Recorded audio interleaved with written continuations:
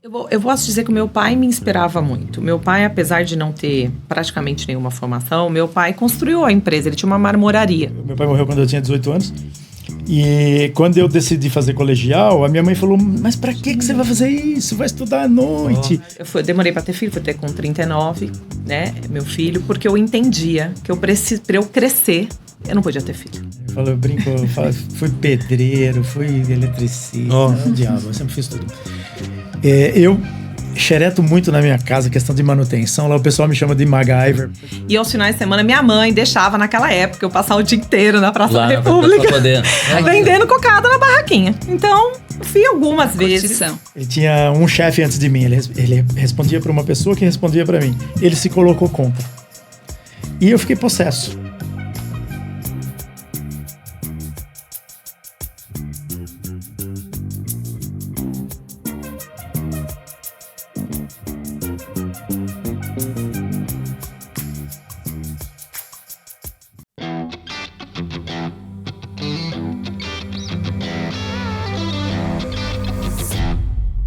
Olá pessoal, tudo bem? Sejam super bem-vindos ao 4º episódio dessa temporada comemorativa incrível, a 10ª temporada do podcast Conexão Custom. 4º episódio normal, você sabe que tem uns episódios especiais, mas nunca normais. Como eu falei nos anteriores, normalmente coisas especiais, eventos, o cara pega assim, o primeiro palestrante para abrir, incrível, o último para fechar, incrível, o primeiro episódio, o último episódio, mas nessa temporada é cada um episódio melhor do que outro, cada um melhor do que outro, e hoje vocês vão ter algumas surpresas, que eu já sei algumas coisas. E daqui a pouco vocês vão estar vendo aqui do meu lado também, ó, uma pessoa que vocês já conheceram há bastante tempo, estão revendo aqui. Mas acho que para mim vai ser um privilégio, pessoas que vocês admiram, pessoas que vocês acompanham, conhecer um pouquinho dessa história. E eu tenho absoluta certeza que eu vou sair uma pessoa diferente daqui e vocês estão acompanhando com a gente. Então, se preparem para o que vem por aí. Primeiro, vou sempre relembrar lá que eu já tomei feedback do meu filho. Papai, você tem que falar lá, siga o canal, aperta o sininho. Dá um like. Porque não, vários tempos, comecei a falar isso agora na 7ª. Porque assim, muita gente vê, mas não estavam seguindo, por quê? Aí você não fala pra galera, então lembra lá, siga o canal, aperte o sininho e... Dá um like. Dá um like, dá um joinha. Boa, lembrando aí, a gente tem que aprender com essa juventude também pra poder ir. Então, super obrigado. Não esqueçam. Então, vamos lá. Mas antes de falar com os nossos super convidados, mais uma vez, eu queria agradecer os apoiadores. A gente sabe que a gente está aqui muito mais para viabilizar, levar esse conhecimento para vocês. Então, Cliente SA, Bidu, a gente desde a primeira temporada, Cliente SA é um mega portal que leva executivos para gerar conhecimento. Bidu, maior plataforma de Employee Experience aí da América Latina. Super obrigado a gente desde o início. A Uso Digital, que é um parceiro e que inclusive vocês estão percebendo a casa nova da Uso Space, parceria com a Podspace, super incrível. Então obrigado, André, todo o time da Uso Digital. A DevMedia hoje é uma das maiores plataformas de formação de programadores e com conceito de social, né? De incluir pessoas que são fora desse mercado, aprender programação para geração de emprego. Então obrigado, DevMedia, que está aí com a gente. A Target RH, que é uma das... vou falar que foi uma das inspirações aqui, o Felipe lá, o Headhunter, a Target contrata C-Levels para diversas organizações, Amazon, Samsung, enfim, mundiais. E a gente, uma vez conversando assim, é difícil a gente falar de pessoas, né? Até no próprio processo seletivo você tá conversando de coisas que nós entregamos. Não, cara, eu quero saber de você, quem é você. A sua história. E ele falou muito da sua história, foi uma das pessoas que inspiraram. Obrigado, Filipão lá, que enfim, sou lá um dos conselheiros, advisor dele. Obrigado por estar apoiando a gente. E 2 novos parceiros dessa temporada, a Robson, que é uma das principais plataformas do país de performance, onde trabalha muito engajamento, autogestão, com gamificação. Então, obrigado, Robson. Seja bem-vindo. Eu sempre usei muito, o pessoal fala, mas você vai falar de Bidu e Robson? Fala, são complementares, não são concorrentes. Eu usava os dois. Na minha época lá, antiga de telecom, vocês sabem que eu usava os dois. E a Connect CX, que é um BPO num conceito agora diferente de offshore. Porque a gente sabe do desafio Brasil de custos, de brigas de legislação, e foi uma startup, enfim, já tem alguns projetos que falou, ok, a gente tem uma dificuldade aqui, para não matar as empresas, vamos levar também atendimento em português para outros países de língua portuguesa que você consegue equilibrar custo. Então, seja um back-office, seja uma contingência, então você consegue fazer de qualidade adequando o custo. Então, foi uma super ideia, a turma tá gostando muito, obrigado. Então, valeu Sabrina, valeu turma da Podspace, da produção, vocês viram a quantidade legal. Vamos lá, obrigado, galera. Vamos agora conhecer nossos super convidados. Então, primeiro eu queria agradecer a Débora de novo por estar aqui com a gente. Imagina, eu que agradeço. Tava na... Foi a quarta temporada? Foi a quarta ou a terceira agora? Acho que foi a terceira. Acho que foi a terceira temporada. Acho que foi o fechamento da terceira temporada. Acho que foi. Fechamento. Então, super obrigado. Cara, a Débora tem... Não vou contar, não. Vão lá, vão assistir lá na quinto episódio da terceira temporada. Putz, uma pessoa super incrível, uma grande amiga indicou, não, vocês têm que conhecer, tem que levar a Débora, porque a história dela é incrível e foi super bacana. Mas obrigado por você ter topado. Não, obrigado primeiro pela agenda.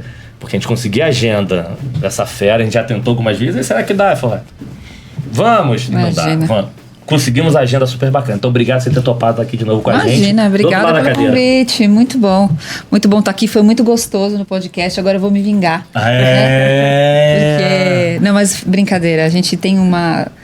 A experiência aqui do podcast foi uma delícia, porque é um bate-papo, é contar da nossa vida, não precisa nem ensaiar, porque a gente não precisa ensaiar sobre a nossa própria vida. Mas foi muito, muito gostoso. E muito legal estar aqui de novo. E do outro lado, próximos. Né? Não, e agora do outro lado, para poder já preparou umas perguntinhas lá do outro lado. Super obrigado. E, cara, agradecer muito vocês, Januária e Verônica, porque eu sempre gosto de agradecer 2 pontos. Um, pela agenda executiva, que é muito complicada, mas principalmente por vocês estarem aqui, compartilhando um pouquinho da história de vida de vocês para inspirar outras pessoas, porque eu entendo, tem pessoas que não, eu prefiro falar aqui do mundo corporativo, do que eu entreguei, do que eu falo do resultado, mas abrir um pouquinho de quem é você para poder inspirar outras pessoas, acho que isso é super gratificante. Então, muito, muito obrigado por vocês terem topado, ter aceitado. Obrigado por ter também ajudado nos convites, mas porque acho que a gente aprende muito com as pessoas. Eu sou uma pessoa que gosta de aprender muito com as pessoas, e pessoas como vocês que topam abrir um pouquinho quem são vocês para inspirar, e a gente só tem que agradecer. Então, super obrigado, e a gente queria começar a primeira rodada seguinte. Vocês já viram os rostinhos, já falou, acho que eu conheço, hein? Eu tenho um caso engraçado, quando eu comentei que o Januário vinha aqui, já tinha uma outra amiga que tá aqui, eu conheço o Januário, conheço. Ela toda animada mesmo, a Vavá toda animada. Beijo, Vanessa. Então, essa primeira, assim... só pra vocês relembrarem quem são, a gente chama de rodadas de LinkedIn, vocês conhecem, né? Só pra relembrarem quem são os mega profissionais que estão aqui com a gente hoje. Só que depois a gente vai arrancar esse LinkedIn, a gente vai conhecer vocês por trás, combinado? Então, mais uma vez, super obrigado por vocês terem topado. Seja bem-vindo à nossa roda de bate-papo, né? Vamos primeiro quem? Então, bom. Vou abrir exceção. Esse Lady First já mudou aqui, porque ele fala assim, Lady First... Cara, essa pergunta não. Começa você. Deixa eu pensar primeiro. Vai ganhar tempo. É um jeito de dar uma terceirizada, né? É lógico. Fica à vontade. Peraí, deixa eu ver como é que vai ser. Vamos ganhar tempo. Essa tá fácil. Vai pagar o tempo de ganhar pra responder. Certo. Bom, prazer aqui de estar com vocês nesse bate-papo. Óbvio, a gente sempre fica um pouquinho ansioso, né, para contar da nossa história e dividir. Eu falo que eu tenho 2 momentos. Até o ano passado eu era Verônica Fábio, então quem me conhecia a vida inteira LinkedIn era Verônica Fábio. E agora é Favaro, porque eu fiz uma mudança de sobrenome para cidadania italiana. E aí eu fiquei um ano quase tentando me identificar com um novo sobrenome. Então, alguns me acham como Verônica Fábio, outros como Verônica Favaro. Eu trabalho já na área de atendimento, então a gente está falando de relacionamento há alguns anos. Se a gente contar aqui, já descobre a idade, mas aí vai começou com 12, longos 20 10. anos aí, em momentos diferentes, em empresas diferentes. E agora eu estou numa empresa que atua na área de implementação de programa bilíngue nas escolas, que é a International School, que a gente chama de IES. Então, a gente internamente, a IES é um nome de International School bastante imponente, né? De estar falando em inglês, mas no dia a dia é a IES. E a gente trabalha com escolas, B2B. Na sua maioria dos nossos clientes são as escolas que trabalham desde o infantil ao ensino médio com a implementação de aprender o segundo idioma, que abre portas, que globaliza, que coloca a gente conectado com o mundo. Então, esse é o nosso propósito, transformar vidas por meio da educação bilíngue. Não, e olha que engraçado, a Verônica já vai descobrir, tá vendo? Trabalha, inglês, grande empresa de inglês, mas virou cidadania italiana. Favaro? Favaro. A gente está internacional agora aqui. Isso. A gente quer chegar lá. Viu, né? Internacional, convidados internacionais. Super obrigado, super por ter topado aqui com a gente. Isso aí é uma grande referência também, então obrigado, Ana. Eu que agradeço. Estou super feliz de estar aqui. Nas conversas preliminares aí, eu vi que tem muito a ver com o meu propósito de vida atualmente. Legal. De verdade, eu me classifico hoje como um facilitador do desenvolvimento de pessoas. Tenho como propósito deixar meu nome com ações e tal. Então, tem muita coisa que casou aí do bate-papo. Que bacana. Falando de LinkedIn, né? A minha história no LinkedIn é bem comprida, porque eu comecei a trabalhar há quase 50 anos, 48 anos. E eu comecei a trabalhar de aprendiz torneiro mecânico. Temos história. Temos história. Não conta tudo agora, não. Vou fazer uma apanhado, né? Conta o LinkedIn mais recente, porque essa história a gente vai puxar, vamos puxar. Mas começou bem, olha só, hein? E aí, assim, eu fiquei 41 anos e meio na minha primeira empresa. Quanto tempo? 41 anos e meio. Com o mesmo contrato de trabalho. A empresa foi mudando por causa de fusão, de aquisição e tal. Mas o meu contrato de trabalho foi de aprendiz de torneiro mecânico. 41 anos e meio depois eu saí como diretor-geral para a América Latina. Uau, que legal. Depois eu fui para Camargo Correia. Isso foi... Eu entrei numa empresa chamada Indústria Elétrica Bromboveri, que virou Bromboveri Corporation, que virou a Zé Bromboveri, que virou a BB Alstom Power, que virou Alstom e que virou GE. Várias empresas na mesma empresa, né? Mas é um trabalho resultado de fusão, de aquisição e tal, mas eu tinha o mesmo contrato de trabalho. Eu tive 18 funções diferentes, ou seja, eu fui uma pessoa que foi promovida muitas vezes na vida. E quando eu saí era GE, eu era diretor-geral da divisão de hidrogeração para a América Latina. Eu saí para parar de trabalhar e virar conselheiro. 2 meses depois eu estava na Camargo Correia. Na Camargo Correia eu ocupei posições de diretor executivo de operações, depois de presidente. Em paralelo, eu era presidente do Instituto Camargo Correia e conselheiro da ABDIB, que é a Associação Brasileira da Indústria de Base e Infraestrutura. Saí da Camargo para parar de trabalhar e ser conselheiro. Eu entrei de conselheiro na Companhia de Gás de Santa Catarina, que é uma empresa de capital misto, né? E entrei de conselheiro na MPD Engenharia. 1 ano de conselheiro na MPD Engenharia e eu fui convidado para um projeto especial de tentar curar dores de crescimento. A empresa cresceu demais e precisava implementar processos e precisava preparar a empresa para o próximo passo, para a próxima geração. Eu estou lá há mais ou menos 2 anos e meio e estou planejando já o próximo passo, né? Eu não sei quanto tempo vai durar esse projeto ainda, mas ele... Mas fica enrolando para não deixar, né? Não, na verdade, assim, eu não quero que dure muito, porque eu já planejei minha próxima carreira. E já até comecei. E está muito voltado para o que a gente conversou aqui, de deixar o nome para a história, de ajudar pessoas a se desenvolverem, de poder inspirar pessoas que hoje não acreditam que pode ir além e que podem, né? Então, eu estou escrevendo um livro, a minha biografia. Eu faço algumas palestras que, na verdade, é a história do livro, que não está escrito totalmente ainda. E eu tenho já em mente a ideia de um segundo livro.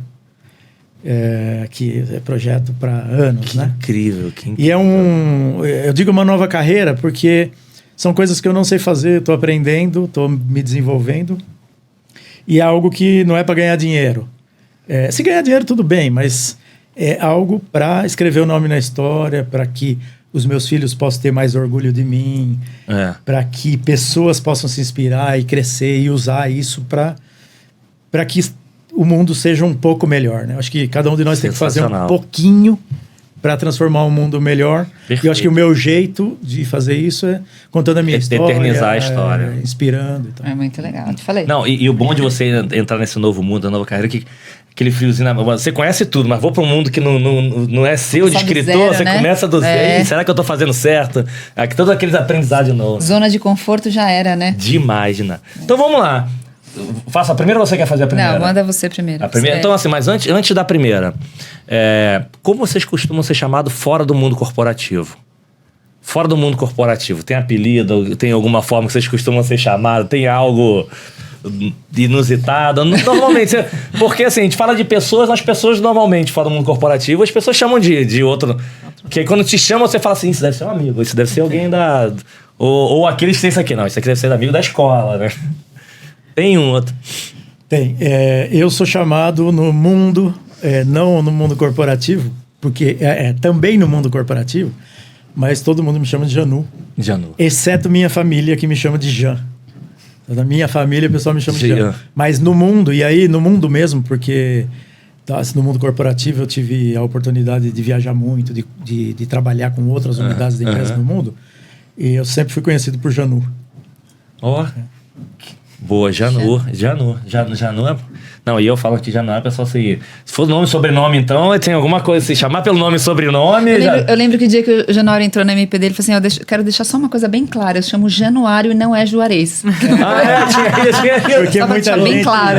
Muita gente, quando me conhece, vai me chamar o Juarez. Mas é muito comum, Boa. Bom, eu não tenho muito apelido, mas V normalmente é o que as pessoas chamam, mas em casa é mãe. Boa. Mãe. Diariamente então, ouve muito mãe, né? Então tem muito mãe, na verdade, ultimamente, mas normalmente é V. Alguns interações chamam de Vero, mas é pouco, apesar de Vera, eu gostar. Né? Eu acho bonito, mas é pouco alguém me chamar assim. De Vera? Vero. Que é o Vero, que é a abreviação de Verônica. Que na América Latina, né, que eles usam muito essa abreviação de Vero, que é os dois primeiros. É engraçado, eu já ouvi Vera. Vero, acho que eu não... Vera... Algumas pega as duas primeiras sílabas, seja dando o que der, fica assim. Meu é esquisitíssimo. Então, assim, eu vou fazer a primeira, e aí a Débora depois, é porque ela quer fazer as coisas de maldade, ela quer fazer um. Mas então eu vou fazer uma que normalmente a gente gosta muito de fazer aqui, que é assim, depois a gente transforma grandes profissionais, grandes executivos, mas acho que tem um momento da gente que a gente não sabe nem o que quer, ou são os primeiros sonhos. Que a gente descobriu aqui que tem pessoas que depois resgatam os sonhos. E a primeira pergunta que eu queria entender pra você é assim, o que eu queria ser quando crescer? Antes de talvez se tornar um torneio... Não, assim, eu lá nos meus 10, 12... Quer dizer, no início, porque a gente já teve gente promovida aos 13 anos aqui, com salário aos 12, então... deixa isso pra lá, né? De tudo. Mas você se imaginava assim, quando você sonhava, quando crescer eu quero isso, ou ali no início na escola ali da juventude, putz, acho que eu vou ser isso aqui. O que vocês imaginavam... já imaginava ser um mega executivo, já imaginava ser uma mega enfim, era isso ou não? Imaginava uma coisa completamente, ia ser modelo, ia ser piloto, ser jogador de futebol? Quem se imaginava isso lá vamos falar na infância, ali na adolescência, pré-adolescência, enfim? Eu acho que se fosse sonho, que eu queria ser atleta. Era? É mesmo? Era. Eu gostava demais de esporte, de participar, de jogar. Então, eu sempre estava nas competições. Jogava competição? Jogava o quê? Eu gostava de jogar basquete, mas era assim. Se tivesse, não tem basquete, vai ter handball. Ok, tô lá. Posso ser goleira? Se não deu pra ser goleira, posso jogar na linha? Então, eu queria jogar, eu queria competir. Não, mas a habilidade melhor era basquete. Eu acho que era basquete. Gostava e eu tinha, de fato... Mas a questão, né, da condição, os pais... A gente não tinha tanto investimento, não era fácil, né? Onde morava, onde treinar. Enfim, acabou não sendo um dos meus caminhos. E aí eu comecei a olhar para algo que eu gostava muito, que era uma habilidade, que eu sempre gostei de matemática. Então, a partir dali, eu entendia que eu tinha que fazer alguma coisa que se conectasse com os números. Era o meu caminho. Ainda, a gente nunca sabia muito bem. A gente sempre pensava na educação, ser professor. É para isso que a gente pensava quando a gente estudava matemática. Então, eu acabei estudando matemática, sou formada em matemática. Mas você nessa época lá, aquelas pessoas iam ajudar? Não, eu preciso fazer prova. Chama a V lá pra poder vender cola. Vamos pedir, deixa eu sentado lá, todo mundo. Deixa eu sentado em volta dela aqui pra poder ir. Era mesmo. Ou então pedir ajuda, né? Vou fazer trabalho, vamos todo mundo fazer o trabalho com ela. O primeiro negócio dela foi com uns 13 anos já. Vendia cola pra... Eu já vendia, já ia. Já ia. Mas eu gostava. Então, assim, os números sempre foi a minha paixão também. Então, assim, além de esporte que eu gosto, eram os números. Os números sempre foram. Depois vamos ver de onde foi parar esse número, mas olha que legal. Você vê coincidência, né? A primeira coisa que eu me recordo de sonho que eu tive foi ser atleta. Eu fui atleta de competição quando eu era criança, né? 10, 12 anos. Eu fui recordista, campeão estadual de 1.500 metros rasos. É mesmo? Eu fui saltador em altura, saltador extensão e... Primeiro atleta de atletismo, eu já conheci de vários, de atletismo não tinha. E esse sonho, ele acabou morrendo porque em casa a gente era muito pobre, aos 14 tinha que trabalhar. E não era opcional. Aos 14 tinha que trabalhar para ajudar na família. E aí eu tive que abandonar o sonho de ser atleta, porque ser um atleta demanda tempo e etc. Né? E com 14 eu fui trabalhar, aí aos 17 eu comecei a estudar à noite, e aí até dos 14 aos 17 eu ainda levei um pouco, mesmo estando trabalhando. Aí aos 17 eu comecei a estudar à noite, aí não tinha mais como levar, né? Atleta de competição, você tem um programa relativamente rígido e tal. Mas eu acho que o meu primeiro sonho de ser alguma coisa era de ser atleta lá de... Nossa. Não, mas que acaba que o esporte, enfim, mega atleta. Eu joguei até os 14 anos no futebol, joguei competição, enfim, campeão carioca. Mas o mundo do esporte é puxado, né? Porque você estuda, treina, joga, estuda. Você não tem vida. Eu já falei até em alguns episódios aqui que chegou ao ponto de uma vez eu tava no fliperama e a pessoa falou, mas você mora por aqui ainda? Só, fliperama era uma caixa que tinha assim... tinha uma caixa assim que você...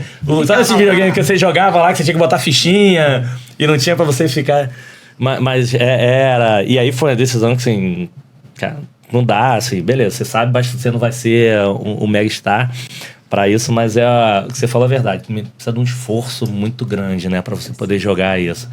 Mas assim, legal que essa tua primeira, já foi, esse teu primeiro emprego foi o do torneiro que você comentou, não?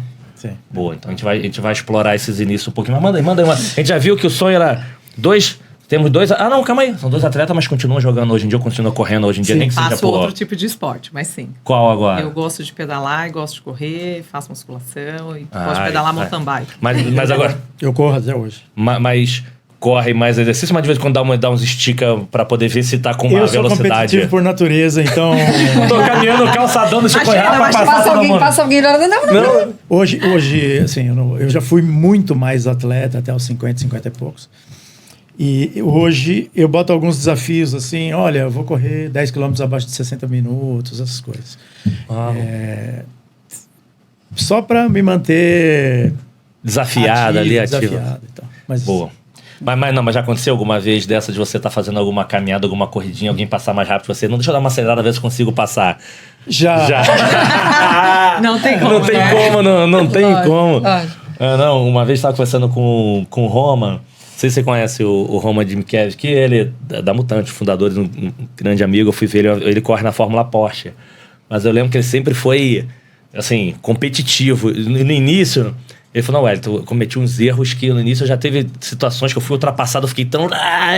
bati no cara de qualquer... Não dá pra ir agora, mas não vou deixar esse cara me passar, né? Eu dei esse exemplo. Não, cara, você não vai me passar, não. Deixa eu passar você. Eu tenho outro hobby, eu lembrei agora, eu ando de moto. Atualmente eu ando com uma moto mais de senhor, né? Ela tem uma cara moderna, mas ela é boa. Mas até pouco tempo eu tinha uma super speed, eu andava em pista e tal, até pouco tempo. Caraca! Aí eu imaginei que depois dos 60 anos a gente perde reflexo e tal. E era uma máquina muito potente.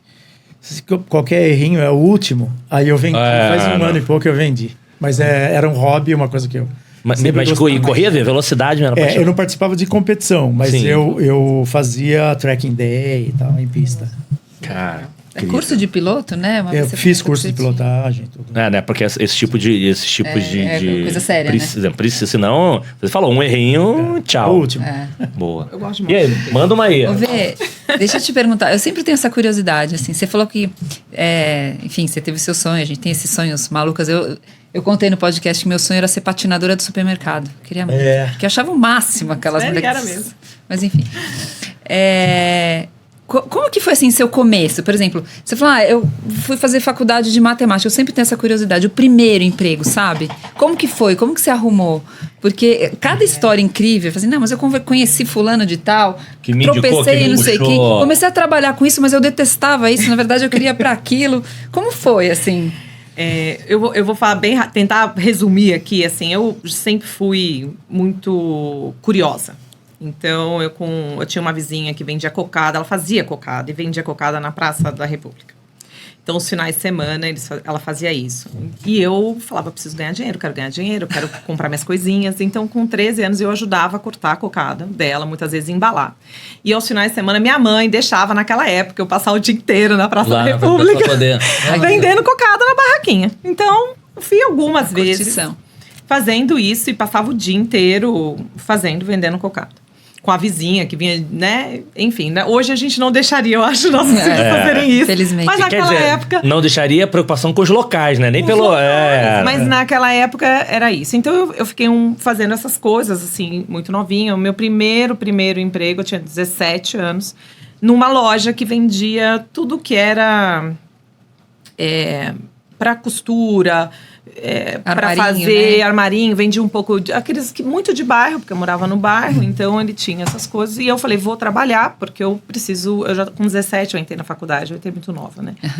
E aí eu falava, mas vou fazer alguma coisa, e passei, comecei a fazer vestibular. Meus pais nunca estudaram muito, então era muito eu indo tentando achar caminhos, mas eu não tinha, os meus pais fizeram até a quarta série na época, que é praticamente antes de entrar no Fundi 1, né? Então, eu ficava buscando. Então, eu tive um professor que falou assim, ele era de idiomas, eu estudava escola pública, e falou, você precisa fazer PUC e fazer matemática, você é boa nisso. E aí eu falei, mas o que eu vou fazer com isso? Apesar de eu amar muito, eu não sabia o que eu ia fazer com aquilo. E aí eu, com 17 anos, prestei vestibular em 3 faculdades, e eu falei, nem vou passar, porque eu não tinha... formação, mas eu pegava o livro, na época eu tinha um namoradinho com um amigo dele, estudava para medicina, eu pegava os livros do Objetivo na época e ficava estudando. Ai, que legal. Eu falava, vou passar, e eu passei na PUC.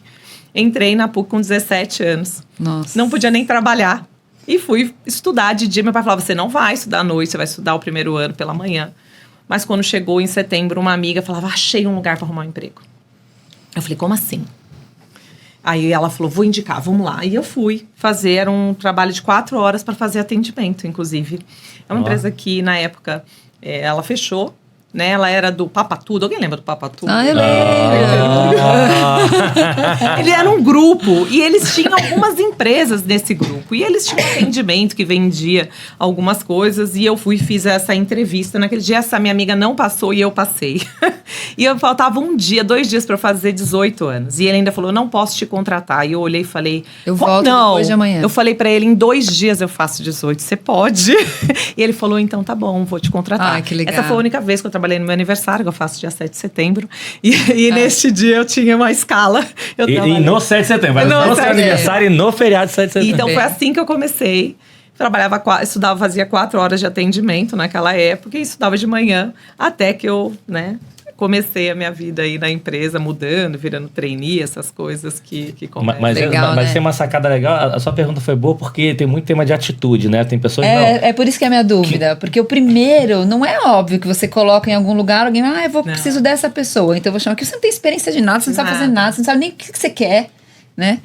E de buscar, porque normalmente você é novo ainda, eu tô estudando, não vou buscar. Não, onde tem? Não, tem emprego, vamos lá que eu vou, vamos lá buscar que eu quero. O quê? Né? E era uma jornada, né? Boa, ia de manhã, estudava, de tarde, às vezes saía, eu ia até em casa para comer, voltar e trabalhar, enfim, assim foram. Incrível. Foi meu começo.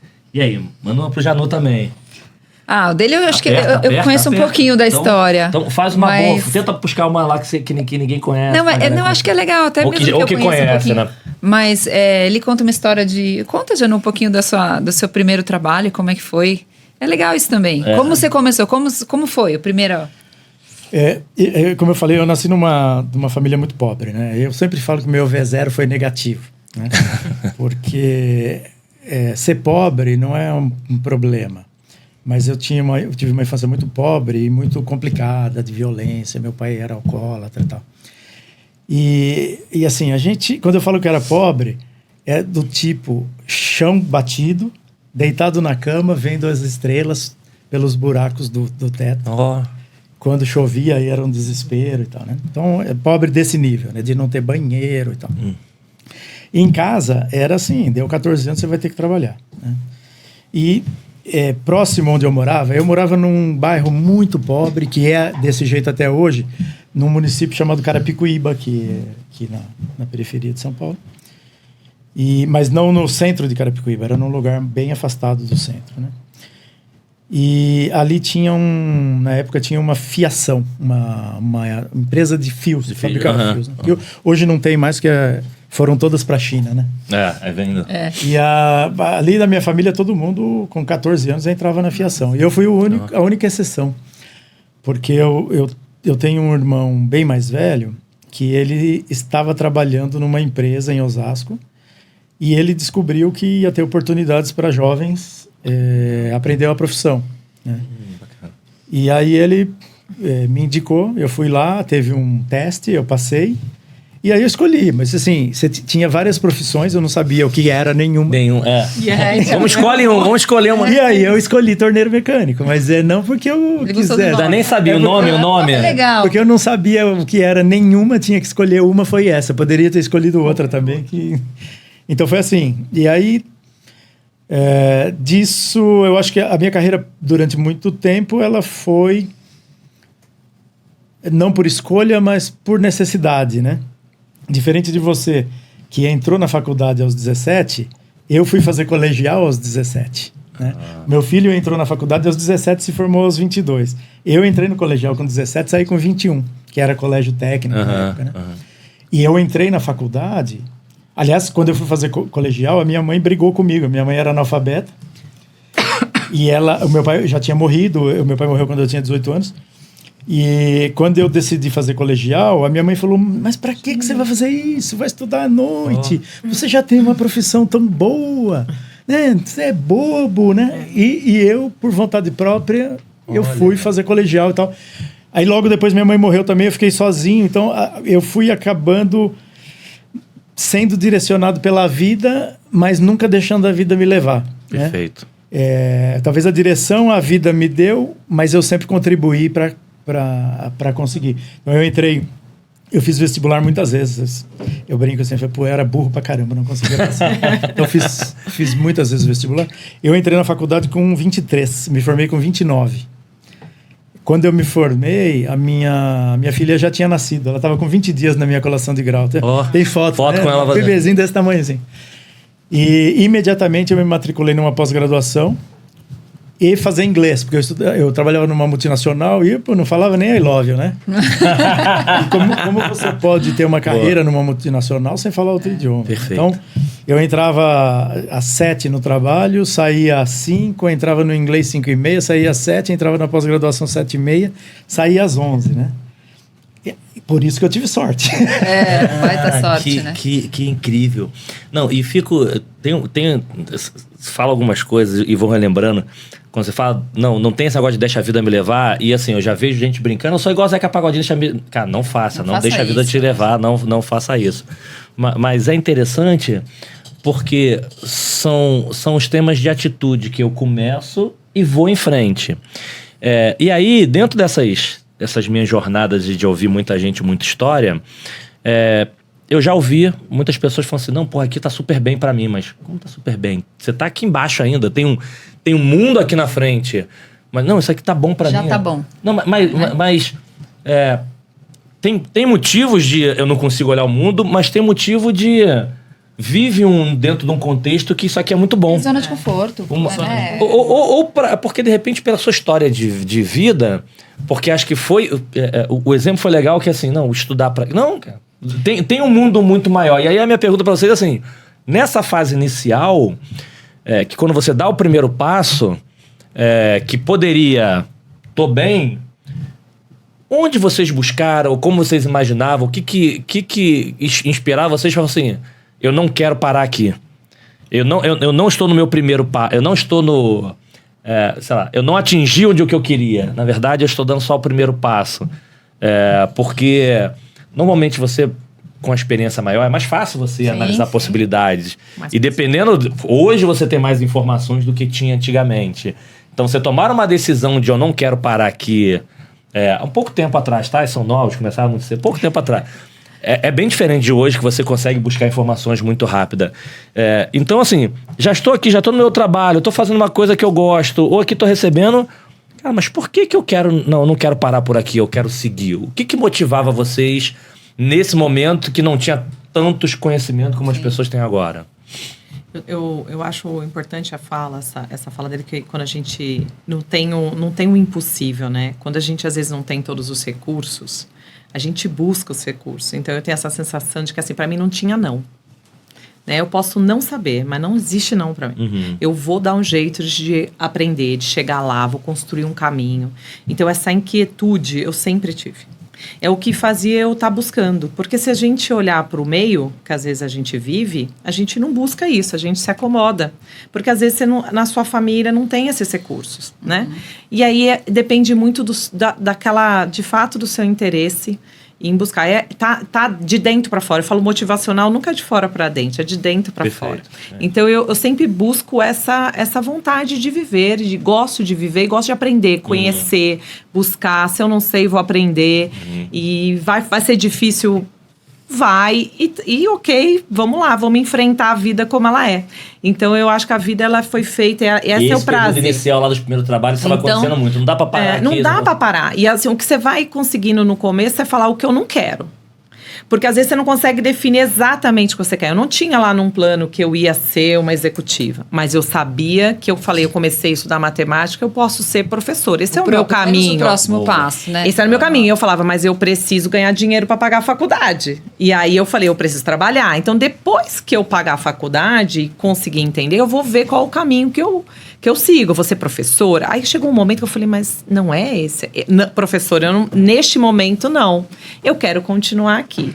E aí eu fui caminhando para o mundo corporativo e pegando esse gosto. Só para complementar a pergunta, você tinha assim nessa fase alguém como uma referência? Porque assim, às vezes a gente tem, você falou, seus pais não tinham tido essa experiência, mas às vezes a gente tem num superior, num amigo, enfim, às vezes até um desconhecido que você olha lá longe e fala, putz, eu não sei o que eu quero fazer, mas aquela pessoa me inspira. Você tinha alguém assim? Eu posso dizer que o meu pai me inspirava muito. Meu pai, apesar de não ter praticamente nenhuma formação, meu pai construiu a empresa. Ele tinha uma marmoraria. Então, meu pai era uma pessoa que ele não tinha estudo, mas ele era uma pessoa que trabalhava demais. Ele era o provedor, né? Era daquele momento, assim, não éramos ricos, não éramos, podemos dizer assim, a gente era para viver simples, mas ele tinha essa vontade. Então, meu pai ele fazia coisas que quem estudava não fazia. Então, aquilo para mim era uma referência. Tanto que eu achava que eu ia trabalhar na empresa dele. Eu falava, eu vou lá trabalhar, vou ser secretária, vou ser alguma coisa. E ele falava, aqui não. Você vai fora. E ele não me deixou, né? Sem saber. Eu não acho que ele fez isso com tanta consciência. Mas ele falava, não, aqui não. Vai procurar fora. E a partir dali, eu acho que ele me trazia essa dedicação, né? Para fazer, não parava. Então, meu pai é uma pessoa que perdeu o negócio dele em um determinado momento da vida. E ele voltou do zero. Ele voltou a colocar piso. Meu pai tinha marmoraria, então ele voltou a fazer coisas que ele tinha feito muito jovem. Então, para ele, não tinha limite. E eu acho que isso era a minha referência. Eu falava assim, você pode até não seguir aquele caminho, mas você não para. Então, ele foi até a jornada, enquanto ele esteve com a gente aqui, né, dentro, ele foi buscando fazer com que a competência que ele tinha, né, não estudou, então nem tudo ele pôde refazer. E recomeçar sem problema nenhum, se tivesse que recomeçar. Então, acho que isso traz uma referência positiva para mim. Bom ponto. E lá no início também, não, eu não vou parar aqui, vou em frente e só vou botar, pessoal, uma observação bacana que já aconteceu e já ouvi também. Foi legal quando o Janu falou que, sem problema nenhum, depois eu me formei aos 29 anos, porque assim, hoje em dia as pessoas precisam muito pra onde? Se eu...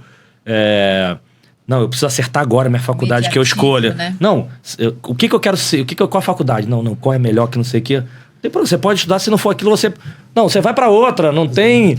Mas ainda existe muita gente que... Eu preciso acertar de primeira, né? Eu preciso acertar de primeira. As pessoas pensam às vezes, tô muito velho para isso, para aquilo, né? Nossa. Eu fiz... A minha primeira pós-graduação eu fiz dos 29 aos 31, a segunda dos 39 aos 41... E um curso de gestão empresarial, né, um MBA fora do Brasil, eu tinha 47. Né? Quer dizer, nunca é tarde, né? Nunca é tarde.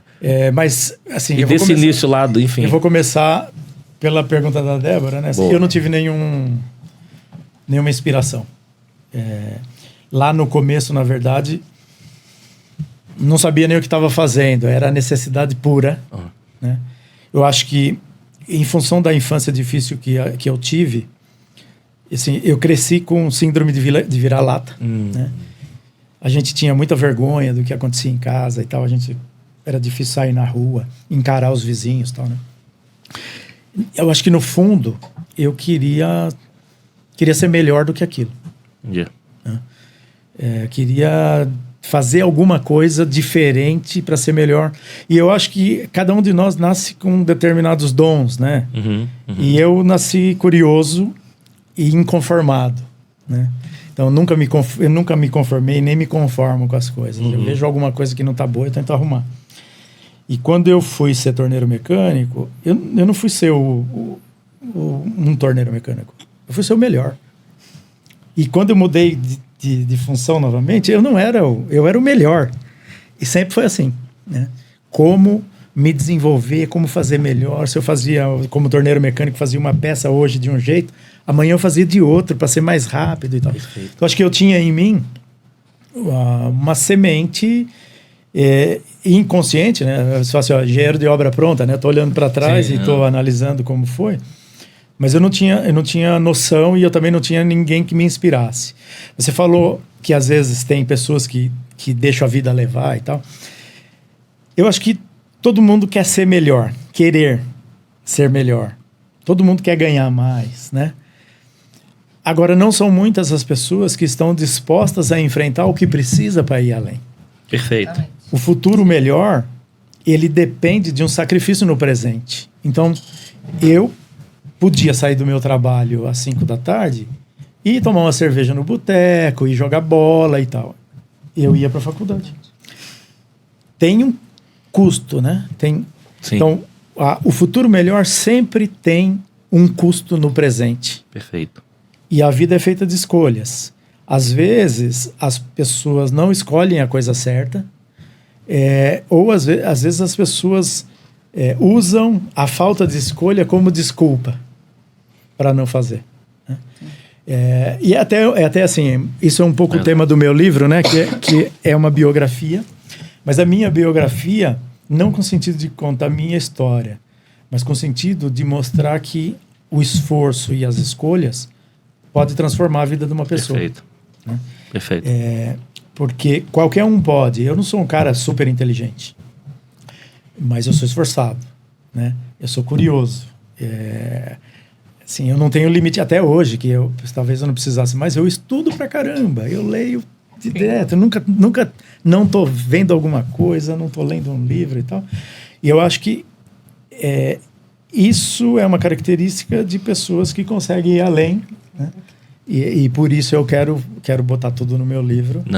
Para inspirar pessoas, para ajudar pessoas que às vezes se sentem não acomodadas, mas se sentem incapazes de ir além e olha e fala, pô, mas esse cara não tem nada diferente de mim, né? Como é que ele chegou? Então eu posso também. Né? Não, tem muita coisa diferente, porque assim, a gente fala muito, enfim, as discussões de tecnologia e tudo, porque os mais inteligentes não são os que sabem mais responder, mas são os que mais aprendem.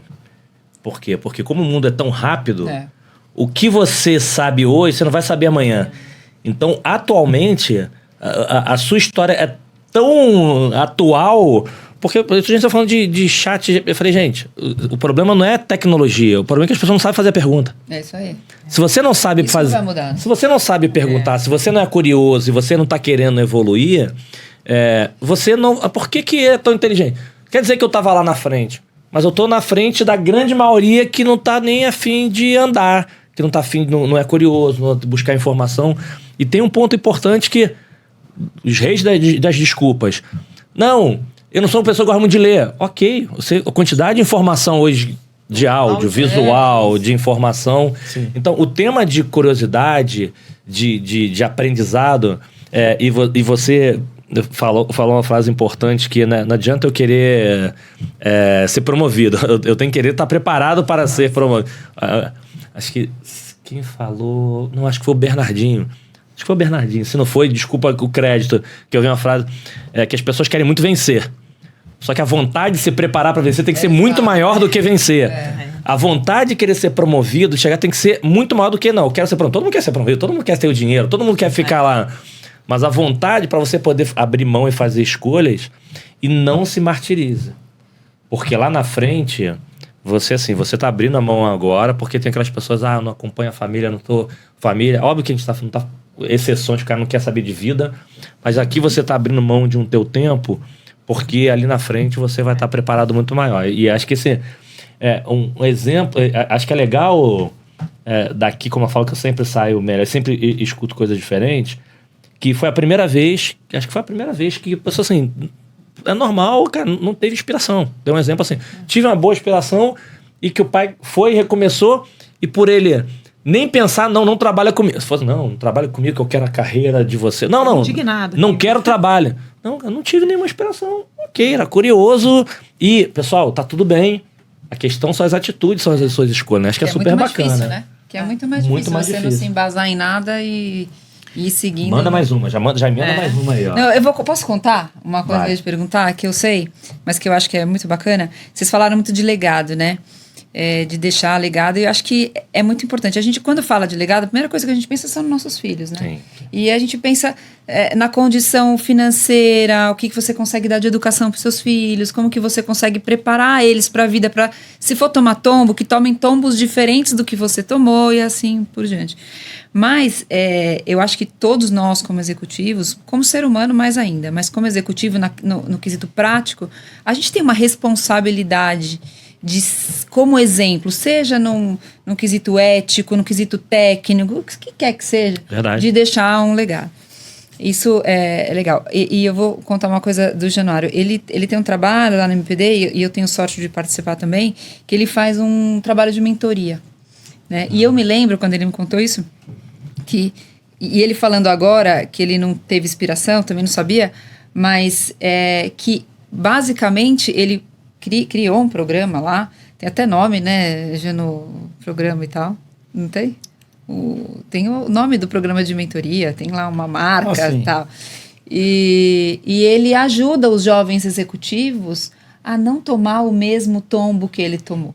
Então, legal, eu acho muito curioso ele falar isso agora, que ele não teve inspiração, porque eu acho que, para quem não teve, é até mais difícil se colocar no lugar e ser uma inspiração nesse sentido prático. Porque a gente toma um monte de bronca, tá? Chegar lá, não faz isso, não é assim. Não é tão calmo assim, não é tão calmo. Eu não tive assim, uma inspiração no começo da carreira, mas ao longo da minha carreira, eu tive algumas pessoas que foram grandes referências, né? E até a ideia de ser mentor, né, que começou lá atrás, há uns 10 anos, ela veio em função de uma pessoa que me ensinou muita coisa. Na verdade, eu aprendi muita coisa com essa pessoa, mas ela não me ensinou nada. Porque eu aprendi de observar, essa pessoa nem me conhecia, que na época de ABB, o presidente da ABB era um cara chamado Antônio Roberto de Azevedo Miller, e eu olhava tudo que aquele homem fazia, né? Eu era um operário da fábrica e o cara era o presidente. Então ele foi uma referência para mim, né? Então muito do meu estilo de liderança eu peguei dele, né? Mas ele nunca me ensinou nada, foi eu que aprendi com ele. E eu tive outras pessoas que contribuíram dessa forma, né? E aí, assim, a ideia lá atrás de fazer mentoria foi assim, puxa vida, se lá atrás eu tivesse alguém que pudesse ter me contado essas coisas, essas experiências todas, tal, eu teria acelerado muito meu processo de desenvolvimento. Sim, né? Sim. E aí, lá atrás, eu fiz curso de mentor e eu comecei a fazer mentoria de algumas pessoas. Quando eu fui para a MPD, eu dei uma acentuada no meu trabalho, porque estava dentro e está dentro do meu escopo preparar os executivos para a próxima geração. Perfeito. Então eu peguei, hoje eu tenho 8 mentis, 7 da MPD e 1 fora, que a gente tem encontros regulares uma vez por mês. Eu tenho um programa, né, de mentoria. Sim, que inclusive esse programa de mentoria, ele vai ser a base para o meu segundo livro. E que eu tenho absoluta certeza que muito do programa da base do segundo livro vai ser das experiências que você aprendeu com eles, não necessariamente que você ensinou. E tem um negócio bem legal. É uma troca, né? E aí eu acho, você falou... com certeza. O nome da gente fica escrito enquanto alguém lembrar, né? Então eu tô e ele não morre. Muita gente... E passa do pai, passa o filho, não lembrou, vai, não morre. É isso. Então eu falava, no começo eu pensava, eu quero ser o seu Miller de alguém. O seu Miller era essa pessoa que me inspirou. Um exemplo. Eu quero ser o seu Miller de alguém. Hoje eu já sou, porque eu já fiz o processo de mentoria com muita gente, eu já passei por várias empresas. E aí o meu estilo de liderança ajuda a ter uma conexão forte com as pessoas, porque meu estilo de liderança é um estilo de desenvolver gente, de preparar as pessoas e tal. Então, hoje eu sou o seu Miller de algumas pessoas e eu vou ser de muito mais gente. Não, e tem um adicional que quando você falou isso, a Débora comentou, você falou, porque o pessoal tem que tomar cuidado, tem dois modelos de liderança, porque tem um modelo de liderança direto, mas o seu exemplo, ele não era teu líder direto. Talvez ele nem saiba disso que você está falando agora.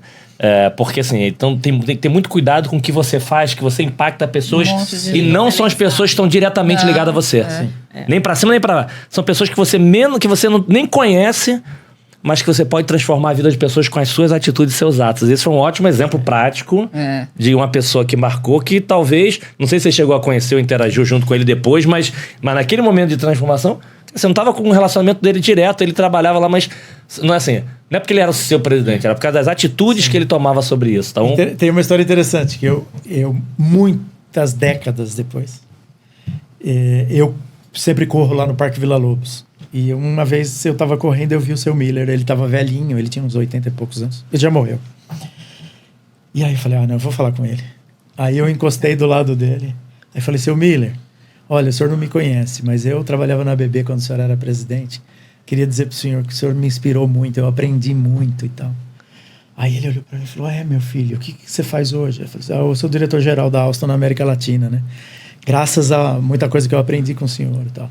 O olho dele encheu de lágrimas. Assim, ele falou, muito obrigado por me falar e tal. Foi muito legal. Incrível. E um tempo depois eu soube que ele tinha morrido. E eu achei muito legal que eu tive essa oportunidade de falar com ele. Teve a chance de dar muito bacana. Esse reconhecimento, que eu acho que é importante. E tem a chance de falar também, né? Acho que essa é uma coisa bacana também, tem a chance. Né? Mas manda uma pra ver também. Ô, Vê, posso fazer uma pergunta que não dá pra fazer pra ele, mas... mas a pergunta, quando eu tô do seu lado, sempre me pergunto, mas eu gosto de escutar quando é o contrário de uma outra mulher. Não é fácil, né? Eu sei que tá meio chavão esse assunto, mas não é fácil eu conquistar e assumir posição de comando, enfim. Até porque a gente passa aí por um gap prático, fisiológico, né? Da maternidade. Você tem um filho? Eu tenho um filho. Da maternidade, eu passei 2 vezes pelo gap. Você também teve essa dificuldade real, assim, de alcançar e de se manter nessa conquista, assim, de hierárquica mesmo? Eu acho que a gente... Eu falo que eram desafios diferentes com a liderança feminina e, no final, eu percebia que quanto mais eu crescia, eu era comparada com o perfil masculino. E naquele começo eu achava que esse era o caminho que tinha que ser. Quanto mais a nossa liderança tinha uma semelhança com o perfil masculino, a gente conseguia... Tava mais certo. E tava mais certo. E levou muito tempo para eu entender que isso não precisava ser assim. E que eu podia ter o meu estilo. Mas a gente era reconhecido como boas líderes quando a gente tinha perfis que se assemelhavam. Masculinidade. Mas eu levei anos para... demorei para ter filho, fui ter com 39, né, meu filho, porque eu entendia que para eu crescer, eu não podia ter filho. Então, no final, eu passei muitos anos nessa luta. Até um dia eu falei assim, a vida vai ser do jeito que tiver que ser. Você não precisa disso. E se não der, não deu. Você sempre almejou crescer. Eu gosto do mundo corporativo, de fato. Eu falava, eu queria ser a diretora. Eu tinha esses anseios em um determinado... Não tinha novinha, mas depois eu comecei a ter, como todo mundo. Eu queria ser gerente, queria virar diretora, enfim. E aí eu acabei sendo mãe nesse meio do caminho. Ainda era gerente na época. Incrivelmente, eu fui promovida depois que eu tive meu filho. Então, a partir do momento... Logo depois? Praticamente. O meu filho não tinha 1 ano.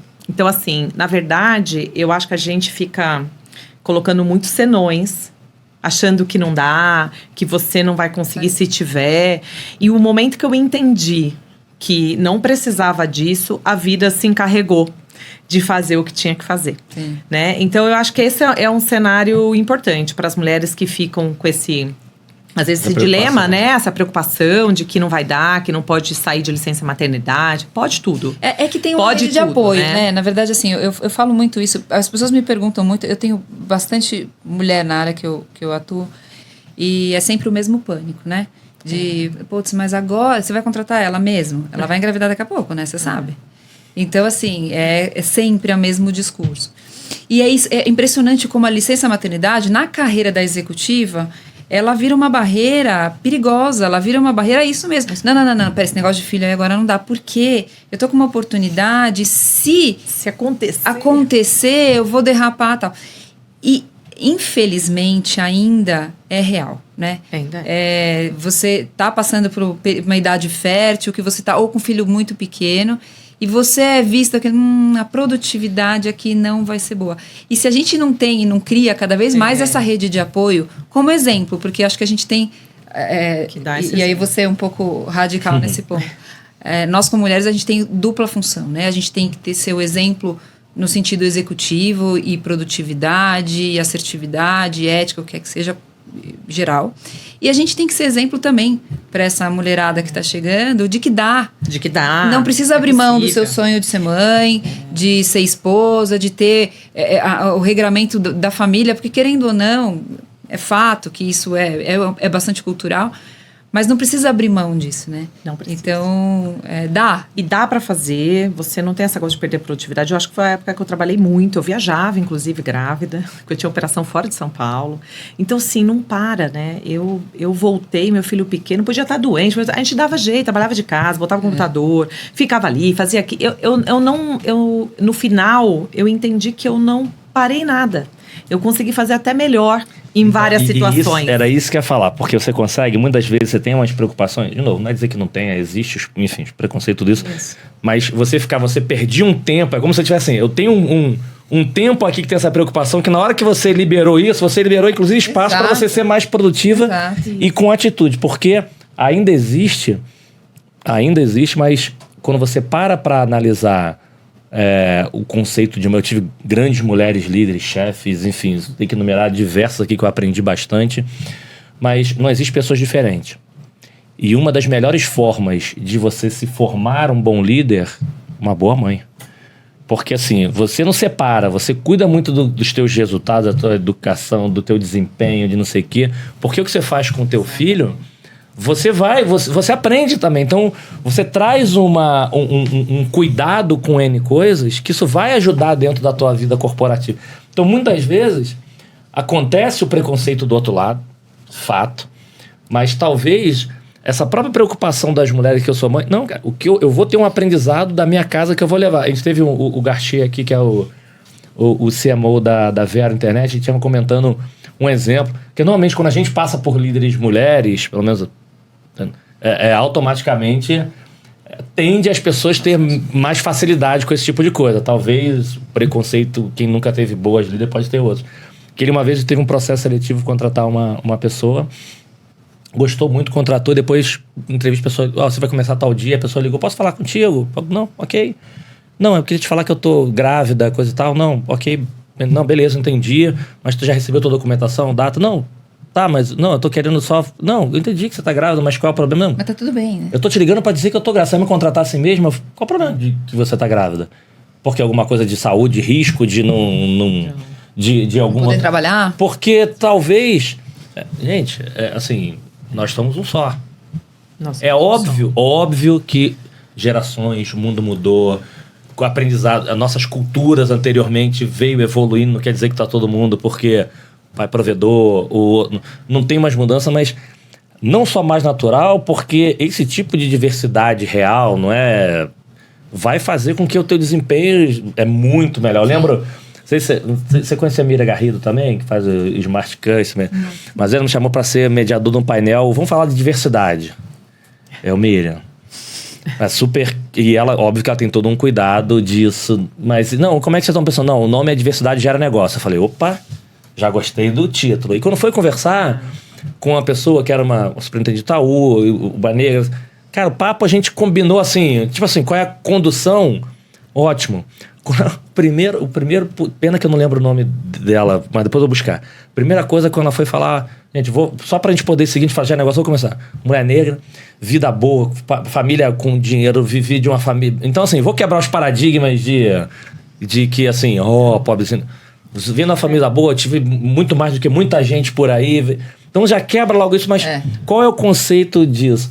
Porque você tem várias mulheres que têm histórias de vida que vai agregar no mundo corporativo e você vai conseguir levar... E pais também, tá? Porque a gente tá falando isso, porque também já vi cenário, infelizmente, já vi cenário que...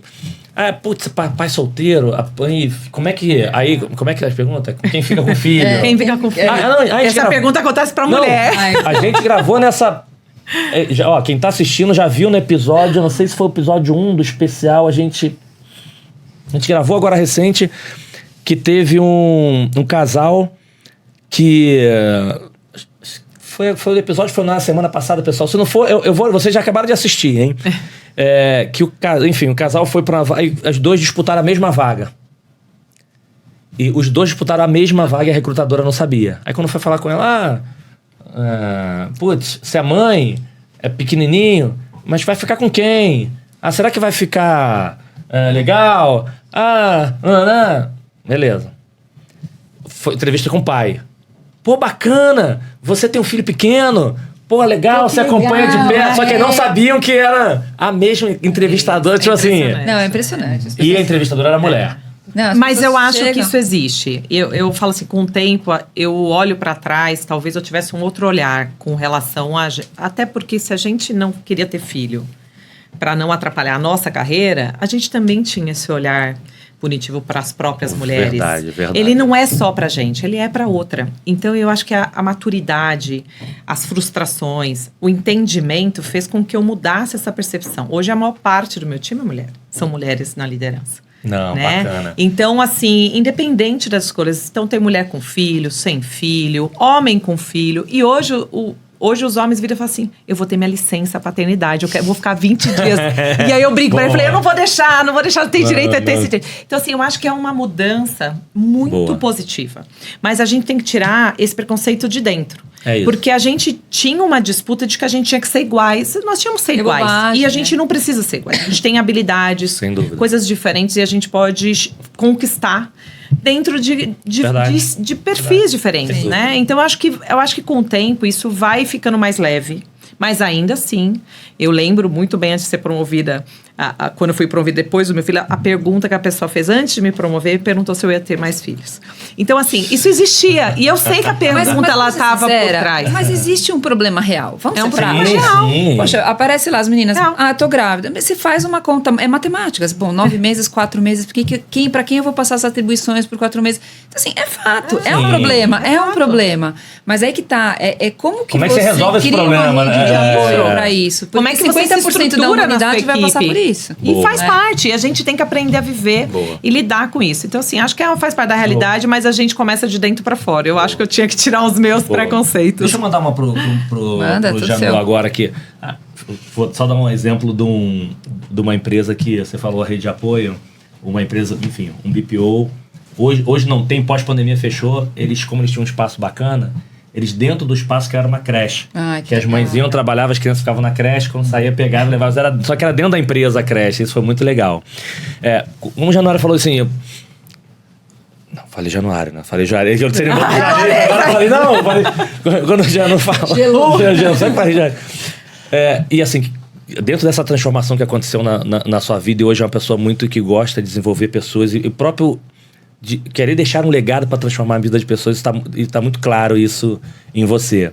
Mas dentro dessa tua jornada, e principalmente início de liderança, teve algum erro, alguma situação, algum exemplo, fala assim, putz, cara, isso aqui eu errei, isso aqui foi um exemplo que me marcou, que óbvio que aprende, porque se a gente for falar erro de liderança, tem tem vários. Mas tem algum caso que assim, putz, cara, isso aqui eu errei feio e... Ok, serviu de aprendizado que... a gente tem vários gatilhos de aprendizado na liderança, mas tem algum que você lembra, assim, que... Até pra gente falar assim, são pessoas normais, a gente erra, o mais importante é como isso vira do outro lado. Então, por ser uma pessoa que gosta tanto de ajudar a gente, você lembra de casos, assim, que... Putz, eu errei aqui, dei um mole, mas... Errar... todo mundo erra. Assim. Gozado que quando a gente acerta, a gente lembra, né? Quando a gente erra, a gente guarda. Eu me lembro muito de um caso... eu era diretor de operações da Alstom e uma das minhas responsabilidades era uma fábrica imensa que tem em Taubaté, e eu queria fazer uma reestruturação na fábrica. E eu planejei a reestruturação, eu defini como seria a estrutura e tal. E quando eu fui divulgar, um gerente que não era um repórter direto meu, ele tinha um chefe antes de mim, ele respondia para uma pessoa que respondia para mim. Ele se colocou contra. E eu fiquei possesso. Né? Falei assim, pô, mas quem é esse cara para se colocar contra? E, resumindo, ele tinha razão, né? A minha primeira reação foi péssima, mas depois eu fui ouvir. Aquele desconforto dele virou uma discussão de meses e a gente fez uma reestruturação da fábrica completamente diferente do que eu tinha planejado. Mais tarde, né, eu, como engenheiro de obras prontas, eu percebi que se eu tivesse feito da forma que eu queria, teria sido um grande erro. Então foi uma coisa muito... para mim, uma coisa inesquecível, né? Que não foi um erro que eu cometi, mas é um erro que eu cometeria, né? Que eu tinha planejado cometer um erro, e no fim eu me livrei dele. Não, de certa forma, naquela foi um erro de um pré-julgamento, de assim, por eu não conhecer e talvez pelo nível, eu falo assim, essa pessoa talvez não... Essa pessoa vai me agregar o quê? Pô? Quem é esse cara para poder me agregar? E aí... Aqui são duas lições, né? Porque uma de um aprendizado seu, mas um aprendizado também de quem está embaixo, que muitas vezes as pessoas têm uma ideia e sabem, é aquele papo, o avião vai explodir. Mas a pessoa não, mas eu não posso falar porque eu não tenho cargo para falar, eu não sei. Mas, cara, assim... Sim. E as pessoas têm medo de falar, mas, gente, se tá errado, eu tenho que falar, eu tenho que expor, eu tenho que ter atitude de falar que se eu acho que isso aqui vai ser um grande erro. Então, é bom que é um aprendizado de dois lados, né? Para mim, hoje, é muito claro que quando você é o número 1, a maioria das pessoas fala o que você quer ouvir, não a verdade.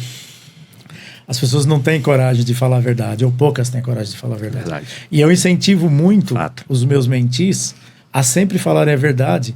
E quem está em número 1... normalmente acha maduro aquele que vem e fala a verdade, e não aquele que vem e fala o que ele está querendo ouvir. Né? Mesmo que ele na hora tenha um impacto. Mesmo que na hora ele quase te mata. Mas depois, né? Mas em inúmeras situações eu já vi pessoas reconhecendo que aquele funcionário chegou e falou a verdade, doeu na hora, mas que demonstrou maturidade e ajudou muito mais, contribuiu muito mais. Sem dúvida. Não, até porque, assim, esse é um bom exemplo, você trazendo, Janu, porque a gente sabe que quanto mais você sobe, mais isolado você fica. Solitário. Porque a mais solitário você fica. É solitário. Porque assim, se eu compartilhar com conselho, o nego fala, você tá maluco, se você compartilhar com o teu time, pode esperar. Se você compartilhar em casa, mulher, você vai fazer loucura, tu vai ser demitido. Você não... É difícil. Então, algumas atitudes como essa, de a pessoa vir até se você pedir, isso vai ajudar quem tá lá em cima também. E vai ajudar nessa posição, né? E quem tá numa posição de número 1, especialmente em multinacional, que às vezes o cara tá em posição de número 1 e ele reporta para fora. Ainda tem. Isso aconteceu comigo. A vida inteira, eu tive um chefe para trocar ideia e tal. Aí chegou um momento que eu virei o diretor-geral da empresa na América Latina e, de repente, eu não tinha mais. O meu chefe ficava sentado em Paris, falava comigo uma vez a cada 2 meses. Né? Então, se eu não tivesse gente para me desafiar, eu ficava muito soberano. E a gente comete erro. Não, e não é bom, né? Não é bom. Não é bom. A gente tá com muita verdade que alguma coisa tá errada. Não é? Não, vai discutir com a esposa. Não, tipo assim, aquele papo assim, tudo certo pra dar errado, né? Tá tudo certo pra dar errado. Se não vai isso, vai. Mas com a esposa, se você usa a regra de você quer ter razão ou quer ser feliz. Não tem. E você tem que ser feliz. Sempre tem razão. E tem que ser feliz do jeito que ela quer. Não, você tá feliz. Tô feliz. Você tá feliz. Você com razão. Você com razão.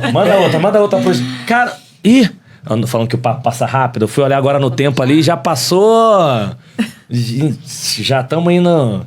Já no final da meta Dilma, né? Que eu tinha falado. Já dobrou a meta. Já estamos dobrando a meta, mas vamos. A gente indo aqui pros finalmente, mas manda aí que eu já tenho uma outra boa aqui. E eu queria falar assim, e de futuro? Futuro. Assim, a gente fala de agora, fala como foi, como começou. Não sobra muito tempo para pensar no futuro. O Januário já falou o que ele pretende aí para a próxima carreira, a próxima, depois a outra, depois a outra. Mas você pensa assim, putz, e agora? Qual é o próximo passo? Porque assim, quando você chega num cargo de diretoria, poxa, é um cargo muito perto do máximo que pode ser atingido, né? E aí? Te dá essa angústia, assim, de falar, e agora? O que eu vou fazer? Qual é o meu próximo passo? Como que é?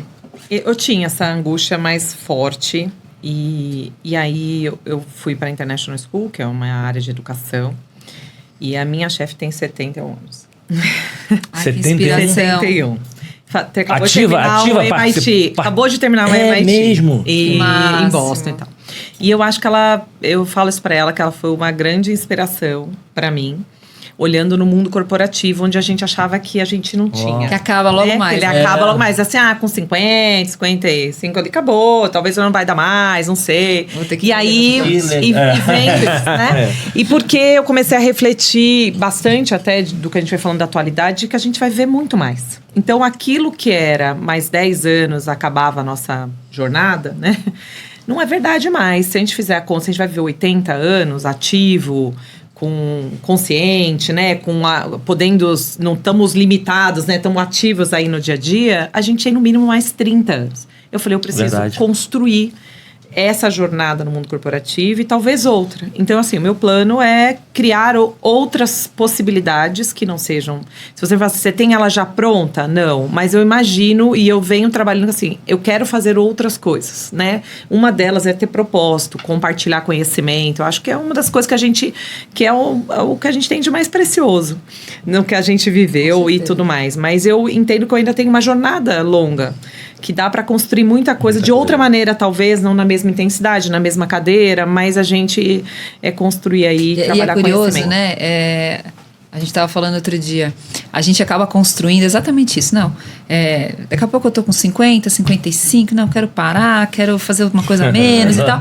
Mas para onde vai essa bagagem inteira? Pô, foi difícil chegar até aqui, né? Aí você vai um tijolinho de cada vez, um tijolinho para depois parar tudo. Mas tá bom, qual é a formatação de usar tudo isso e de que forma? Eu não sei, eu perguntei porque às vezes eu dou umas piradas, assim, fico pensando, o que vai ser o próximo? E o próximo, você falou, o próximo é o conselho, tá? Mas e depois do conselho? Não, e tem muito próximo, tem muito próximo, não? E tem... Mas eu acho que é construir essa intensidade, porque eu falo assim, a gente chega num certo momento que às vezes a gente também não pode perder o tempo, é muito precioso. E se a gente não cuidar do tempo... É o mais precioso. É o mais precioso, né? A gente precisa entender que em algum momento a gente precisa de tempo, esse tempo, e usar esse tempo bem. Pra vida, para curtir algumas coisas que são prazeres, que às vezes a gente faz escolhas. Eu falo assim, toda escolha é uma renúncia. Então, se a gente faz algumas escolhas, a gente tem que abrir mão de outras, né? Você vai falar, tô estudando, abrir mão de alguma coisa, abrir mão de conviver com aquela pessoa que você gosta muito, com o seu filho, né? Então, eu entendo que eu quero equilibrar melhor o meu investimento de tempo, de trabalho, com o tempo que eu possa viver também. Eu gosto de viajar, curtir amigos, fazer exercício, atividades físicas e ter tempo para esse equilíbrio. Que hoje a gente, 80% talvez do nosso tempo é produtivo para o trabalho, é para isso que a gente tem, né? Então acho que é esse caminho que eu tô querendo construir. Boa. Então assim, antes da gente fazer o encerramento, eu vou fazer uma pergunta para os três. Eu tava café com leite hoje. Para os três. Porque... acho que teve uma das pessoas que passou aqui que, de novo, faz você ter muitas reflexões, né? E uma vez o Luiz Serafim, que são uma mega inspiração, foi diretor da 3M há muito tempo, hoje é o head global nacional do Dia Mundial da Inovação, enfim, é um cara incrível, com uma história de vida, tem um filho que é cadeirante, que é paralímpico, que está sempre com... A história é incrível, você seguir, todo mundo segue ele, é incrível. E uma vez ele falou assim, eu gosto muito também de deixar, de fazer coisas excepcionais. Deu um exemplo simples, que foi que eu fiquei assim com... Por exemplo, aniversário, algumas pessoas queridas falam assim, eu tenho que dar um presente impactante, mas não é que a pessoa não vai esquecer nunca mais. Então, nem que ele faça o seguinte, junta lá 4, 5, 10 amigos, você ia dar uma bolsa, vai dar... Não, vamos juntar o nosso aqui e vamos fazer um negócio que esse cara não vai esquecer nunca mais na vida, que parece besteira, mas 100 de um, 100 de outro, 100 de outro, 100 de outro, de repente esse cara vai comprar alguma coisa... Que é normal, você tem amigos, você vai aniversário e aí toma aqui, a gente nunca para ver isso, né? Que ele falou isso, eu já lembrei de vários amigos assim, por que eu nunca fiz isso? E aí o que eu queria perguntar para vocês é assim, a gente fala muito de deixar, de impactar pessoas, e muitas vezes quando a gente faz isso até inconscientemente, mas qual foi a última coisa excepcional que vocês fizeram, não é nem que participaram, que vocês, e aí não precisa ser no mundo corporativo não, enfim... Última coisa que vocês fizeram. Que eu vou dar um exemplo. Eu sou muito ligado aos meus filhos. Os dois. Tenho o Rodrigo e o Ricardo. Beijo. O pai te ama. Um de 6 e um de 13. E o de 6... todos os dois jogavam bola. O de 6 tem muito jeito pra jogar.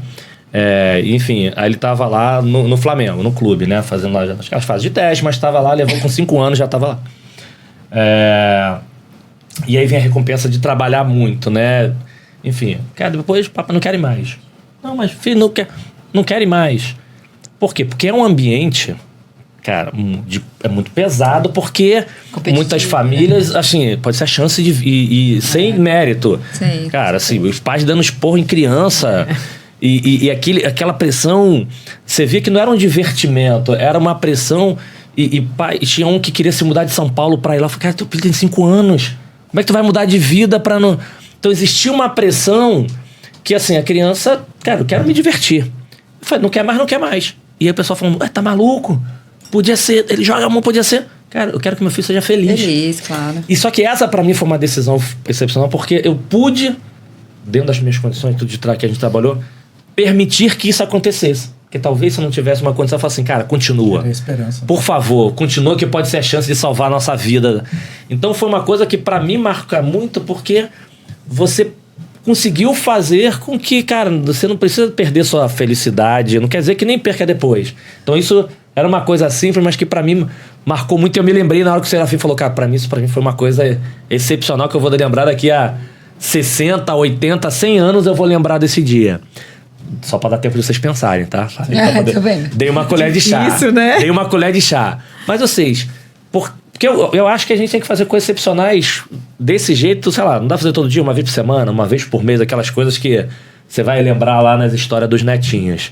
Qual foi a última coisa excepcional? Agora é Lady First primeiro? Pra poder ajudar. Eu posso pular na frente. A última. Só a última. Parece que tinha duas coisas. Então fala as duas. Tem uma coisa muito legal, muito simples, que eu faço há muitos anos, que é o seguinte. Eu gosto de comemorar meu aniversário. Sempre faço festa. E toda festa de aniversário minha, no convite vem, assim, eu não quero presente, eu quero produtos não perecíveis, limpeza para doar. Então, todo aniversário meu junta aquele monte de coisa. O pessoal já está acostumado, há anos que eu faço isso. Já manda entregar em casa. Quando eu fiz 50 anos, que faz muito tempo, eu fiz uma grande festa, eu arrecadei quase 1 tonelada de Uau, que maravilha. Então isso é uma coisa legal, que eu faço uma coisa simples. E faz todo ano ainda. E faço todo ano. Que bacana. E agora eu acho que uma coisa muito legal que eu faço é a mentoria dos executivos. Na verdade, é uma doação minha para eles. Tem um tempo de preparação, tem um tempo com eles. E é uma coisa genuína, sem interesse nenhum. Tanto que eu não cobro. Né? Eu faço... Opa, vou entrar nessa lista aí. Vamos ouvir. Já vamos colocar aqui. Não? Mas é uma doação... É uma doação, assim, bem humilde, tentando ajudar, tentando contribuir. Eu gasto o meu tempo, porque tem um trabalho de preparação, tem um trabalho de análise, porque cada mentee está num momento de vida, tem um perfil, um nível de conhecimento diferente, então eu tenho que trabalhar. Então eu acho, para mim, talvez mais do que para eles, para mim é um negócio muito legal que eu faço e que vai... Eles são muito mais novos que eu, portanto devem viver mais que eu. Vai guardar meu nome por um... Não, você como atleta, se eles não forem atleta, acho que você... Mas isso é uma coisa legal e só pra não se deixar aqui, daqui a pouco tá abrindo. Calma aí, aguenta, senão a gente vai... Porque acaba... É legal você falar isso, que é uma coisa excepcional pra você, porque acaba muitas pessoas achando, não, porque ele tá fazendo a mentoria, pegou lá, ele já conhece, entrega pra gente como serviço. E é legal quando você expõe isso, tá dizendo o seguinte... Cara, pra mim está sendo muito importante estar ali. Não tô ali transformando pra ser muito importante pra você. Pra mim tá sendo muito importante, inclusive, com certeza, quando você vai ouvindo as histórias de vida ali pra trabalhar, você deve também refletir muita coisa sua, né? Então acho que isso é uma coisa bacana, porque, sim, cada profissional é seu profissional, tem gente que vive disso pra dinheiro e tá tudo bem. Tá tudo certo. Tá tudo certo, mas trazer isso como uma coisa excepcional é bacana, porque mostra o quanto tá impactando a sua vida também, mentorar essa turma. Que bacana. Olha, eu vou falar que a pergunta é difícil. Aí fiquei pensando aqui, ele foi falando, deu uma mexida aqui. Mas eu acho que a coisa mais impactante que eu tenho feito na vida é olhar pra mim. e trabalhar o autoconhecimento cada dia mais. Porque eu acho que quanto melhor eu sou como indivíduo, eu posso oferecer melhor para o outro. Seja meu filho, os meus amigos, no trabalho, a tolerância, o equilíbrio emocional. Então, assim, eu acho que hoje, uma das coisas que eu venho priorizando para mim é como eu olho para mim, como eu olho para os meus acertos, para os meus erros e corrijo rota. Às vezes faço coisas que eu faço, isso aqui acho que não foi legal, converso, faço terapia, converso comigo mesma, faço atividade física para eu poder me equilibrar, né? Então eu gosto muito de pedalar, de correr, atividade física. E pedalar, eu falo assim que é o meu momento de meditar, e é pedal de 2, 3 horas, enfim... para eu poder equilibrar a ansiedade que o mundo a gente tá no WhatsApp, tá no Teams, então o mundo é assim, pra eu acho que eu poder ser uma pessoa melhor pro outro. Então acho que é isso que eu venho fazendo de impactante. E esse autoconhecimento é importante, né? Você quer conhecer o outro, quer aprender com o outro, mas você não... inclusive de aprendizado, né? Tem muita gente que quer aprender com o outro, mas, cara, de repente você também aprende muito com você mesmo, né? Sim. Isso é legal. Você sabe o que você falando, essa é a minha lição de casa que eu tento colocar. E, assim, eu admiro muito. Assim, acho que se a gente não para cuidar da gente mesmo, ninguém vai fazer isso. Não com a mesma propriedade, com certeza. Então, às vezes, a gente tem uma expectativa de que as pessoas cuidem da gente em determinados assuntos, né? Que o marido cuide, que o filho cuide, que a mãe cuide. E, no fundo, no final do dia... É triste, mas a gente nasce sozinho, a gente morre sozinho, né? Então, se a gente não parar pra gente se cuidar e ver o que falta pra mim, eu vou ficar esperando mesmo e triste com aquilo, esperando acontecer, ou não? Eu tô nessa meta, viu? Eu tô bem competente. Tô bem competente nesse assunto. Mas eu acho importante, né? Que se a gente às vezes não escuta, a gente vai chegando, vai construindo a nossa fortaleza, sem perceber, a gente para de ouvir. A gente para de fazer essa autorreflexão. Eu era uma Verônica, eu sou outra Verônica. E eu gosto de ir olhando para isso. Eu acho muito legal. Decepcional. Eu não sei se eu tenho uma coisa assim super decepcional. Porque, não sei se são pontos excepcionais. Eu tenho uma coisa muito forte, assim. Eu gosto muito de gente. Eu até falei isso outro dia no podcast. Eu gosto muito de gente. Eu gosto muito de cuidar das pessoas. Eu gosto de cuidar dos meus filhos, da minha família, óbvio, né? Mas isso é bem óbvio. Mas eu gosto de cuidar das pessoas, eu gosto de ajudar em todos os sentidos. Então, assim, eu conheci a Verônica hoje. Se amanhã ela me liga e ela tá com um problema, muito provavelmente eu vou parar tudo que eu tô fazendo e vou ficar a noite inteira pensando no problema da... Então, eu não sei o quanto isso é excepcional, porque... Não, é excepcional porque você faz. Uma coisa assim, é você... Mas eu quero dizer assim, que esse cuidado, eu acho que a humanidade toda, você não precisa se esquecer e se deixar fora do protagonismo, mas se todo mundo conseguisse se preocupar de cuidar um pouco do seu colega sem um interesse próprio, sem um ganho real, tudo ia ficar mais forte. Então eu tenho muito isso como essência pra mim. Perfeito. Não sei se eu faço isso muito bem. Tem algum caso que você fala assim, isso aqui aconteceu comigo, isso aqui marcou, eu vou lembrar sempre? Tem. Eu tenho uns casos, assim. Eu tenho gente que trabalhou comigo, não na MPD, que trabalhou na outra empresa que eu trabalhei, que até hoje, assim, é promovido de cargo. Enfim, tem uma menina que toda promoção, ela tá lá há 15 anos, toda promoção que ela tem, ela faz questão de me mandar um presente. Eu falo assim, mas faz tanto tempo, sabe? Não, eu faço questão, porque toda reunião que eu vou até hoje, eu já saí de lá faz 11 anos. Eu fiquei lá 10 anos. Ela me manda e fala assim, não, porque até hoje eu entro num lugar e eu fico tentando lembrar o que você falaria, não em relação à parte técnica, mas ao cuidado com as pessoas, como que você olharia, como que você... Então isso eu acho muito... Que deixa a marca na vida das pessoas. E vou dizer, eu tenho absoluta certeza que da mesma forma que ela tá te retribuindo, ela tem esse cuidado para passar quem tá embaixo. Então isso que é o tema de você deixar a marca? Vai. Então vai deixar escrito como um livro, mas vai deixar... esse escrito na vida das pessoas, que vai passar aqui, vai passar pra família, vai passar lá, e daqui a 100 anos vão lembrar. Só que eu acho assim, isso pra dar certo, você tem que fazer muito de coração. É isso. Porque se você fizer pra ser querido... Não adianta. Não rola. Não vai, 100%. Tem que ser quase sem perceber, né? 100%.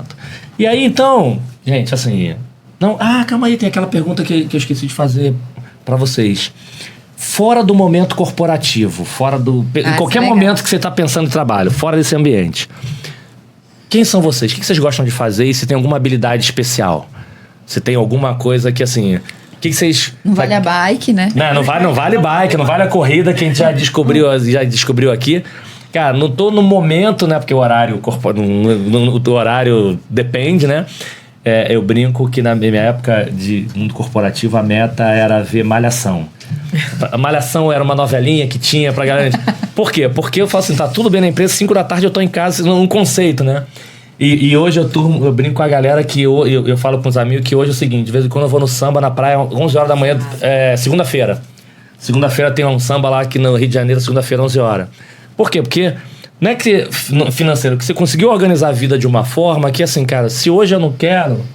Tá tudo se eu tiver que trabalhar sábado, domingo até tarde, vou. Mas uma forma de que, cara, ok, foi. Então, uma coisa que eu gosto, samba, shopping junto com os amigos, coisa que...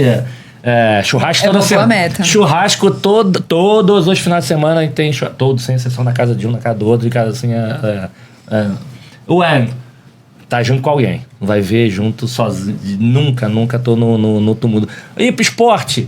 Eu gosto do meu futebol. Tênis, não vou.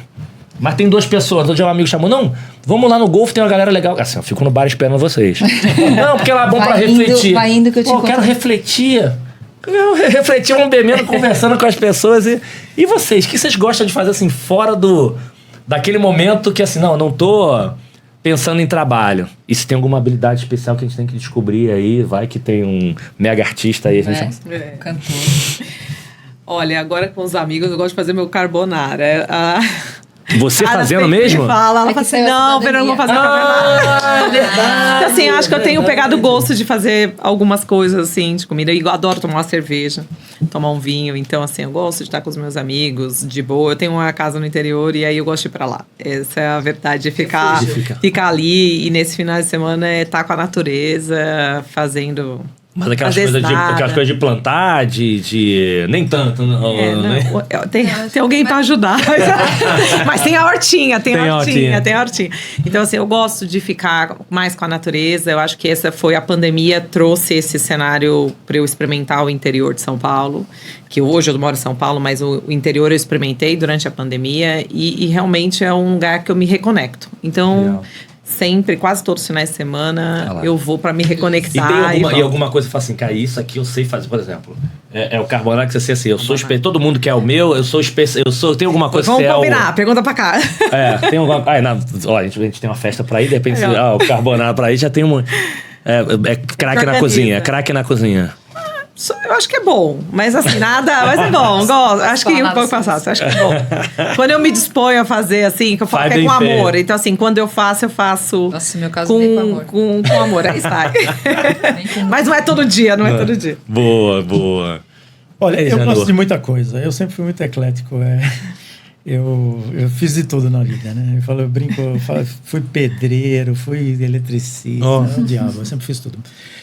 Eu xereto muito na minha casa, questão de manutenção. Lá o pessoal me chama de MacGyver, o pessoal mais jovem. Porque eu conserto tudo.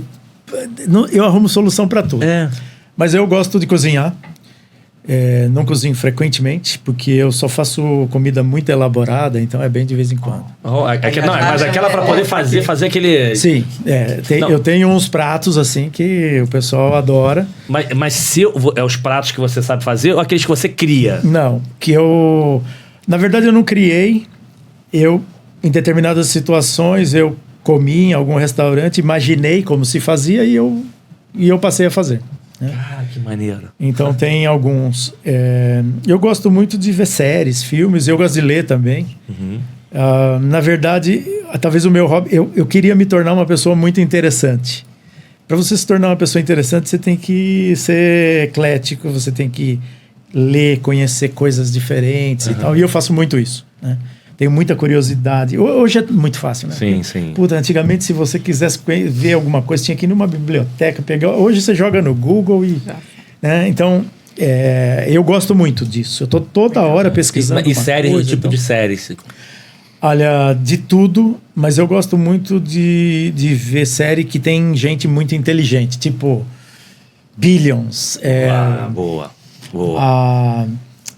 Suits, né? Esse tipo de série eu adoro. Harvey Specter virou meu ídolo, né? Então, quem não, né? E o Bob Axelrod.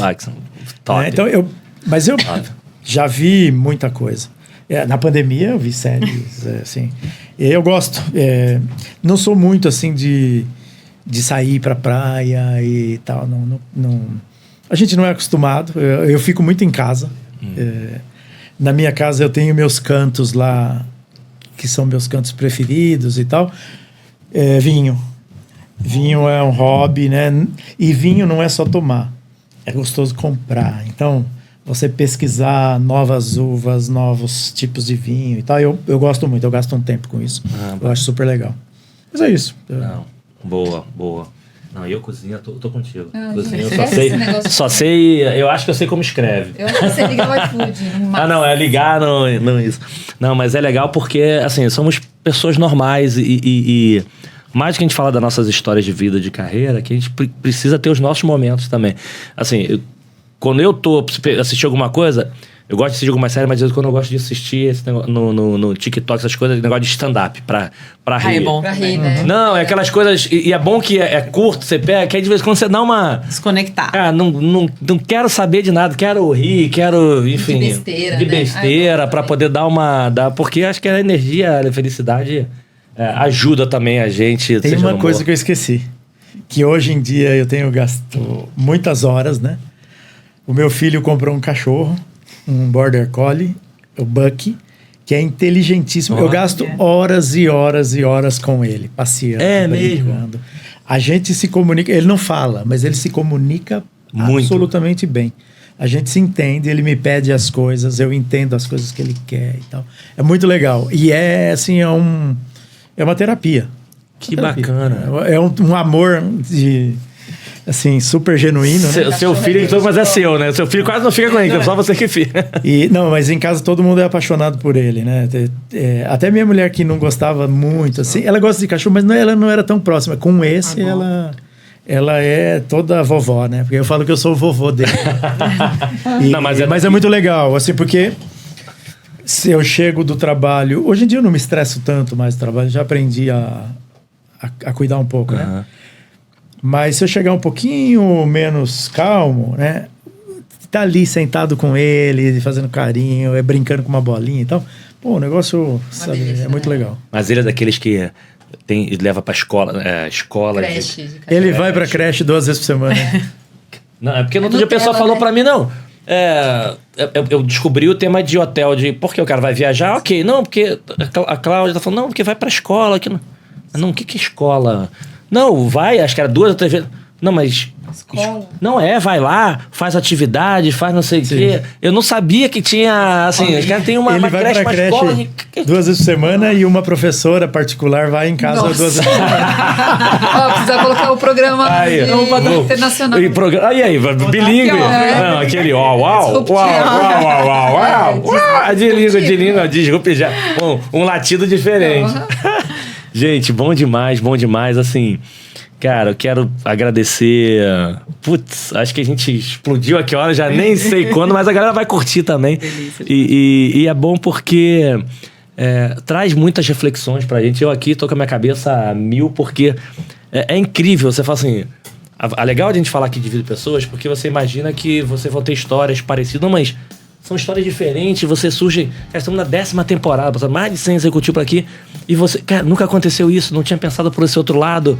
Não tinha, e você vai ficando muito melhor. Depois daqui a pouco, se tiver com 100 anos ainda aprendendo... 70... Quanto ela tem? 71. 71 estudando, então acho que isso aqui é super rico. Então, queria agradecer. E aí, pra fechar, queria que você fizesse o seguinte... Que a gente chama de rodada de arroba, assim, se quem quiser acompanhar redes sociais que vocês postam, qual é a rede social, e que você deixasse uma mensagem final para quem tá nos assistindo. A Débora hoje vai dar uma mensagem diferente, né? Não percam, 5º episódio da 3ª temporada, foi incrível, várias histórias, várias descobertas, quer saber mais um pouquinho, vará e assistam, mas...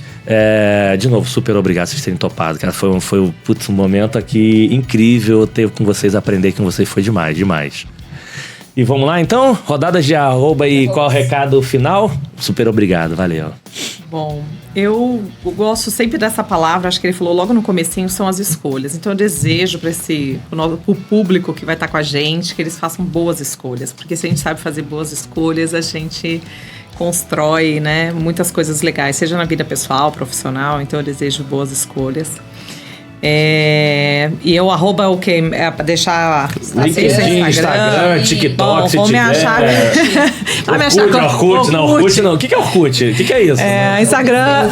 Ouvi dizer que tinha fora MSN. Bom, o Instagram vai achar como _Favaro, porque eu tive que trocar, até eu trocar entre Fábio, né? E se me procurar no LinkedIn, Verônica Fábio, Verônica Favaro, eu tenho o codinome lá, mas me acha no LinkedIn com qualquer um dos dois. Boa, vale, obrigado, Vesso, demais. Bom, me acha na rede social ou LinkedIn, né? Januário Dolores. Não tem nem Instagram com cachorro. Como é que é o nome do cachorro mesmo? Normalmente, o meu cachorro tem um Instagram. Como é que é o nome dele? Como é que é o nome do cachorro? Minha filha e meu filho botaram... O nome dele é Bucky. Bucky. O Instagram dele é Diário do Bucky. Que legal.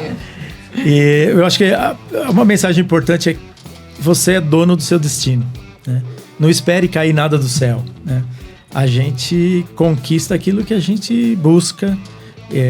A vida da gente, ela é consequência do esforço, da dedicação, né? A gente só colhe o que a gente planta. Não adianta esperar nada se você não plantar, né? Perfeito. E qualquer um pode, né? E assim, eu digo isso porque eu não sou diferente de ninguém. Eu não sou mais inteligente que ninguém e eu saí de torneiro mecânico a presidente de empresa. Perfeito. Com o meu esforço, com dedicação, sem nenhum empurrão adicional, sem nenhuma indicação, sempre na luta, né? Então, se eu conseguir, qualquer pessoa pode. É só tomar a decisão certa, fazer o esforço certo, sacrificar o presente em prol do futuro, que a pessoa consegue. Sensacional. Bacana.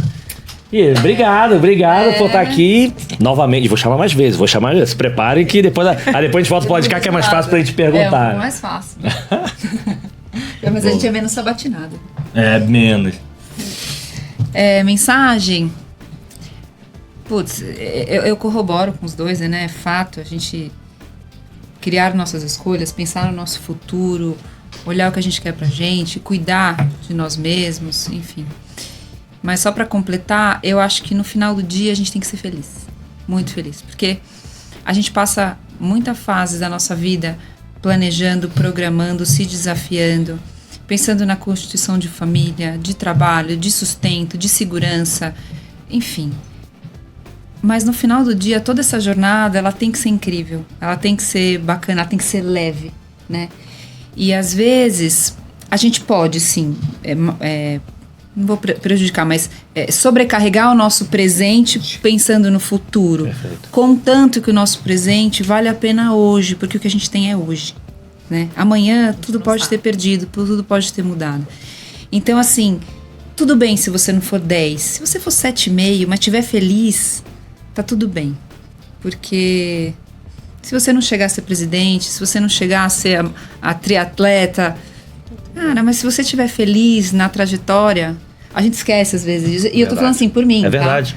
Porque tem que ser bom, tem que ser leve, tem que ter valido a pena. Senão, Perfeito. Não adianta de nada. Perfeito. Né? Ótimo.